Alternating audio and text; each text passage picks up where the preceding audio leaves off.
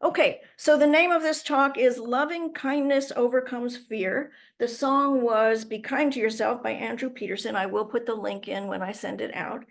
We will be talking about Buddhism, the cure for anxiety. We'll be talking about working with fear, a talk that was given at the Center for Buddhist Studies. We'll be talking about practicing non-fear by Thich Nhat Hank. We will talk about the places that scare you, which is actually the name of a book by Pema Chodron.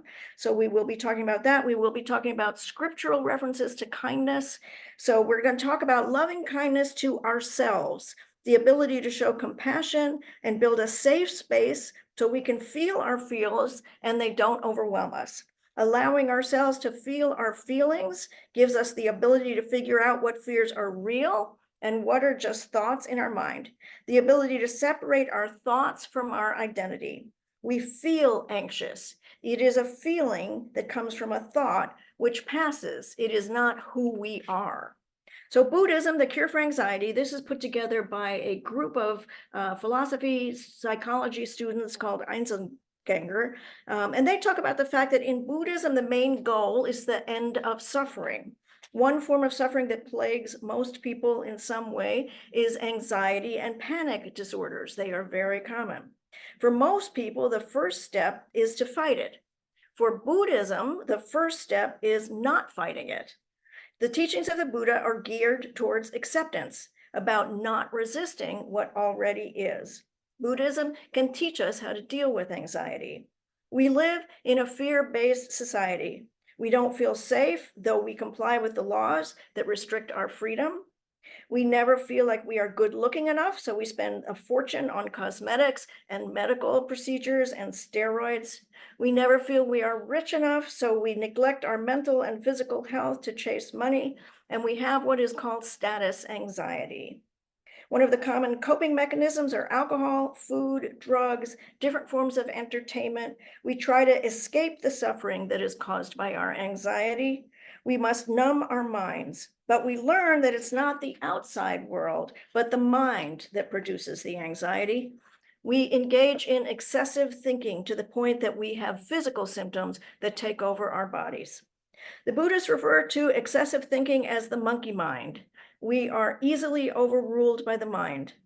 They are great at fabricating the fantasies about the future and giving us lies about the present. When we start to experience anxiety, it makes us worry about anxiety, and we fall into what becomes a vicious cycle. Buddhism offers wisdom to understand what anxiety is. It shows us that worrying is pointless. The 8th century monk Shantideva said, if the problem can be solved, why worry? If the problem cannot be solved, worrying will do you no good. Most of what we worry about is entirely out of our control. It is useless to spend time and energy thinking about the problems that we can't do anything about. The monkey mind loves to worry because it loves solving problems. But most problems do not need to be solved because they are based on irrational fears and fantasies. We should focus on what they call dissolvement instead of resolvement. This is where the practice comes in, the Buddhist method to achieve this, which is meditation.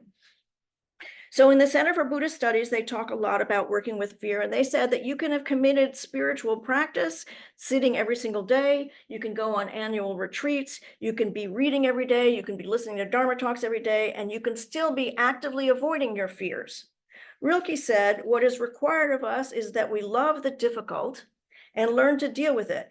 In the difficult are the friendly forces, the hands that work on us. The source of difficulty with fear is two deeply conditioned responses, aversion and identification. The energy of fear expresses itself through the body in the contraction and tightening, constriction in the chest, the stomach, the face, the throat, the breathing, the heartbeat. It also produces unpleasant mental thoughts of vulnerability, powerlessness, and separation. The aversion to fear, judging and condemning, avoiding and denial, embarrassment and shame, is intensified by the tendency to personalize fear, to judge fear as a bad experience, and to judge ourselves for having the experience. I am anxious is what we tell ourselves. This identification with fear gets in the way of looking at fear directly. It prevents us from recognizing the true nature of fear. The inability to see fear as an impersonal, conditioned response creates so much suffering. Our fears are not necessarily as personal as we assume. Others often share the same exact fears. Recognition of the commonality helps dissolve the separation caused by our identification with the fear. Through what they call noble friendships, our mind can come into more balance, producing clarity and inner freedom as we share our fear with others. The challenge in working with fear is to, quote, learn how to soften the habitual reaction of aversion while letting go of the tight grip of identification. The practice of Samatha Vipassana, which is translated as the calm special seeing, can settle the heart and balance the mind and help us to regain the balance and calm when we find ourselves reacting or getting lost in the energy of fear. One Samatha practice is being more aware of our physical sensation. They talk quite a bit about touch points, where your body is actually physically touching anything. We often leave our bodies behind when we are confronted by fear. Bringing awareness back to our bodies can have a calming effect, bringing us into the present moment. The Buddha taught the metta, loving kindness, as a compassionate response to the fears of the monks and the nuns of meditating in the forest. So back years and years and years ago, the monks and the nuns would go into forest and meditate, and they had what they called night spirits that would come and that would scare them. And so the Buddha taught them how to be compassionate towards themselves so that they could get to a place of being calm again, so that they could meditate when they were in the forest at night. Cultivating loving kindness strengthens one's ability to meet fear with greater openness and less aversion. Loving kindness also dissolves separation and encourages connection. Choose a phrase such as, may I be at ease, or may I be at peace with what is. Every time you become aware of fear, remember that phrase. Nurture the practice of serenity. Find the ability to stay in the present moment with balance and spaciousness, being able to look at fear more directly with less reactivity. Begin to investigate fear with the intention to learn what it is rather than to run away. Cultivating wisdom in working with fear requires perseverance, acceptance, and knowledge of what is. Vipassana meditation is noticing and recognizing all the experience, including fear. It helps us to understand when fear comes, recognize it as a conditioned process that is not me or mine. Note the impermanence of fear, that it arises and passes away. Formal meditation is helpful in bringing balance to the mind when fear arises. Cultivate the capacity to love the difficult. The time to use that capacity is always now, they say. So Thich Nhat Hank has quite a bit to say about practicing non-fear. He says, when we have fear in us, we lose our solidity. We become weak, much less ourselves, when we allow the fear to overwhelm us. Every time fear takes over, we suffer. We feel like we are nothing except fear. There are many different kinds of fear: fear of dying, of becoming nothingness, of going insane, of not being recognized, of not being loved, afraid of being rejected. We need to understand what kind of fear it is. All of us have fear. The degree of the fear varies. We also have the seed of non-fear in us, abhaya, non-fear. We need to learn how to help that seed grow so we can take refuge in it. The seed of anger is in us, but we also have the seed of love and compassion in us. If one seed is strong, the other seed will be weak. Cultivating the opposite seed in order to restore balance is what our practice is all about. You have to pay attention to your body, which plays a role in your fear. Learning to relax, allowing your body to rest is very important. Practice the art of mindful breathing. Practice breathing in and out. Touch the root that you are more than your fear. That is very important. Yes, I have fear within myself, but I also have non-fear. When you have fear, you suffer, and that is why you are afraid. You are afraid of your fear. You have experienced the suffering of being overwhelmed by fear, and that is why you don't want that fear to come back. If you make a demonstration just one time, he says, that you have the capacity of dealing with your fear, then you will not be afraid of your fear anymore, because you know that you are capable of handling your fear. So the fear of fear will vanish. All right, so let's go to scripture. This whole talk is about how loving kindness to yourself, compassion and patience and generosity of spirit to yourself will heal the fear. And so what I wanted to do is look at scriptural references to kindness. So Ephesians 4:32, be kind to one another, tenderhearted, forgiving one another as God in Christ forgave you. Colossians 3:12, put on then as God's chosen ones, holy and beloved, compassionate hearts, kindness, humility, meekness, and patience. Galatians 5:22, but the first fruit of the Spirit is love, joy, peace, patience, kindness, goodness, and faithfulness. So that is one of the fruit of the Spirit. Proverbs 21:21, whoever pursues righteousness and kindness will find life, righteousness, and honor. Galatians 5:14, for the whole law is fulfilled in one word, you shall love your neighbor as you love yourself. 1 Corinthians 13:13, so now faith, hope, and love abide, these three, but the greatest of these is love. And Proverbs 12:25, anxiety weighs down the heart, but a kind word cheers it up. Thought that was a great one to end with on that. All right. So Pema Chodron, I listened to many of her talks and read a lot of her material, but it turns out she actually has a book called The Places That Scare You, A Guide to Fearlessness in Difficult Times. So I'm going to be talking a little bit about that book, and then I will be talking about some quotes that she had from some of her talks that I pulled that I thought would be helpful for us. So you all know who she is. Pema Chodron is an American Tibetan Buddhist. She's written several dozen books. She's a nun. She says, we can let the circumstances of our lives harden us so that we become increasingly resentful and afraid, or we can let them soften us and make us kinder and more open to what scares us. We always have this choice. We must work on compassionately interrupting our habits. The fear habit, the anger habit, the self-pity habit are all strengthened when we buy into them. Most compassionate thing we can do is to interrupt these habits. Start by observing when we fall into the habits and the behavior. The first step is the need to be aware. Notice when you are falling into the habit. The second is look at this awareness as a positive event. We are seeing what we need to change and look at ourselves with compassion.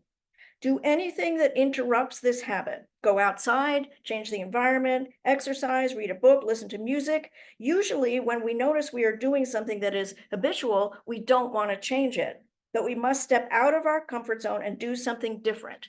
She said, third, do this over and over and over and over until it becomes a practice. Observe, interrupt, and do this consistently. Interrupting our destructive habits and awakening our heart is the work of a lifetime, she says. She told this story about the Dalai Lama. So the Dalai Lama evidently has this story, it's in her book, about he put out cheese for these rats to eat. And he said they must have been very highly enlightened rats because they didn't eat the cheese. They saw the cheese and they just walked right by it. And over again, he kept putting out this cheese and they kept not eating it. And so he said there's a lesson to be learned from this. So the Dalai Lama talks about the fact that it teaches us that we all have actions in life that we do that have negative consequences on the other side of them, and we just continue to do them. And so we need to know that when there are negative consequences that we know are coming, we need to change our behaviors. And that goes along with her changing the practices that we have, which she says. The things that you do, even though you know there is a consequence you don't enjoy, it's about increasing your self-awareness so that you see the patterns that you have where you're going towards things that you know are going to have negative consequences. She also talks in her book about holding a grudge, thinks that getting back at the person is as smart as eating rat poisoning and thinking the rat will die. You've all heard that quote a whole bunch of times. That's actually from this book.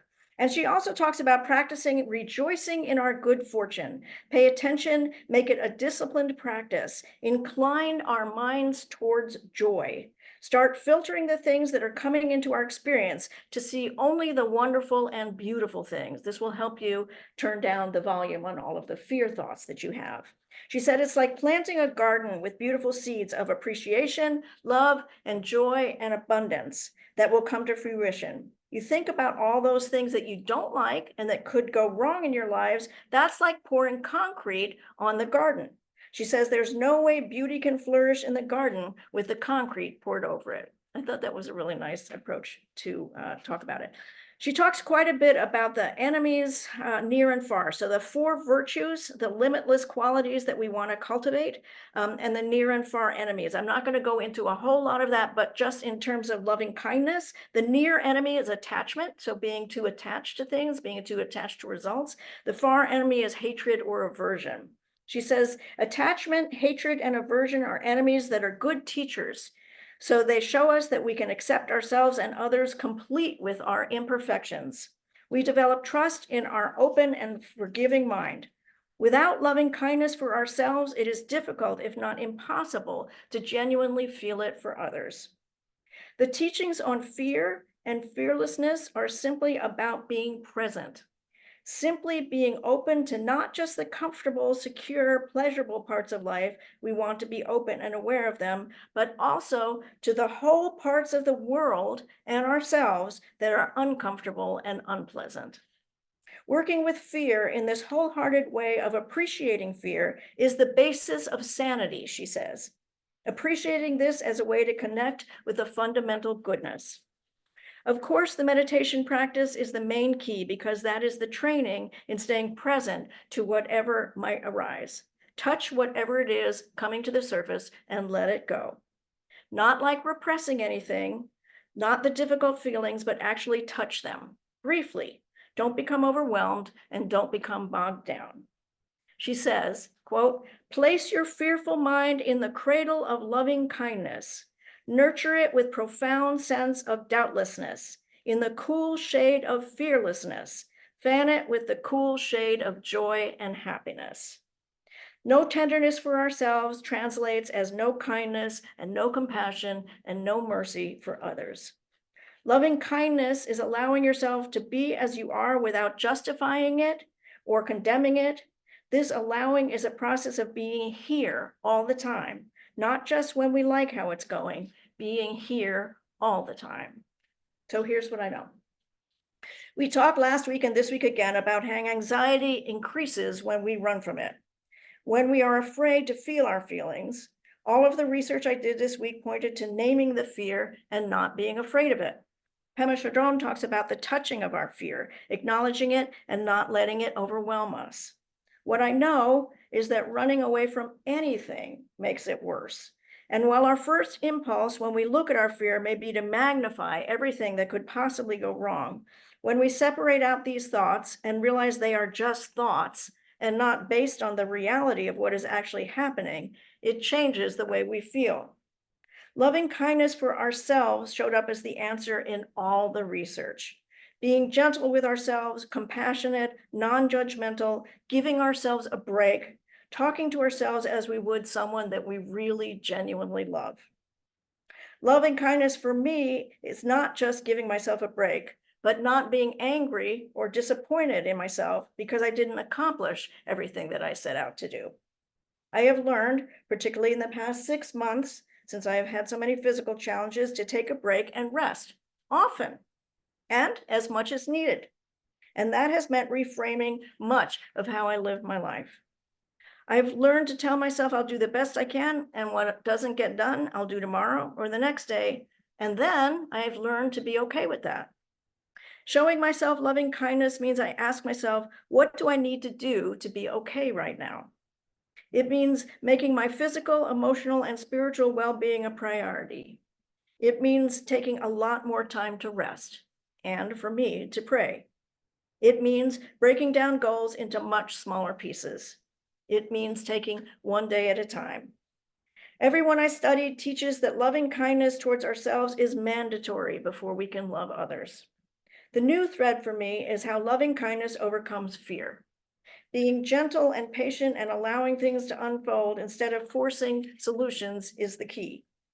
Since most fear is centered around what is going to happen in the future, being kind and loving to yourself allows you to remember that one day at a time, you will get through it all. One day at a time. Doing the best you can and loving yourself actually makes you stronger. Naming and addressing your fears in peace and calm gives you strength. Trusting that the universe will provide new strength and new answers every day. Loving kindness gives you courage.